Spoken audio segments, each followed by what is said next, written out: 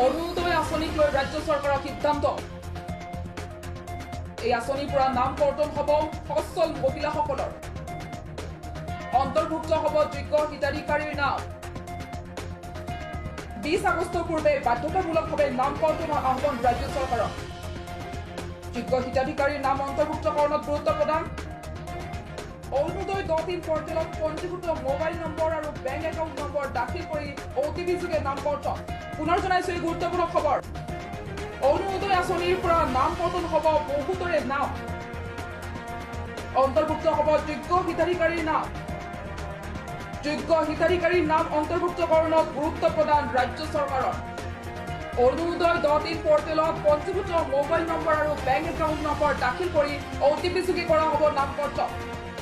যিহেতু এক বিশেষ শ্ৰেণীৰ মহিলাসকলৰ উদ্দেশ্যে ৰাজ্য চৰকাৰে মুকলি কৰিছিল এক অভিলাষী আঁচনি অৰুণোদয়। ইতিমধ্যে অৰুণোদয় আঁচনিক লৈ কিছুদিন পূৰ্বে মুখ্যমন্ত্ৰীগৰাকীয়ে উল্লেখ কৰিছিল অৰুণোদয়ৰ পৰা নাম কৰ্তন হ'ব বহু লোকৰ। লগতে অৰুণোদয় আঁচনিত অন্তৰ্ভুক্ত হ'ব অতিৰিক্ত 6 লাখ হিতাধিকাৰীৰ নাম। তেনে পৰিপ্ৰেক্ষিততে ৰাজ্য চৰকাৰে এইবাৰ তৎপৰ হৈ পুনৰ গ্ৰহণ কৰা পৰিলক্ষিত হৈছে বিশেষ পদক্ষেপ। ৰাজ্য চৰকাৰৰ সিদ্ধান্ত অনুসৰি সচ্ছল মহিলাসকলৰ নাম কৰ্তন কৰা হ'ব। যোগ্যসকলৰ নাম অন্তৰ্ভুক্তকৰণত গুৰুত্ব প্ৰদান কৰিছে ৰাজ্য চৰকাৰে।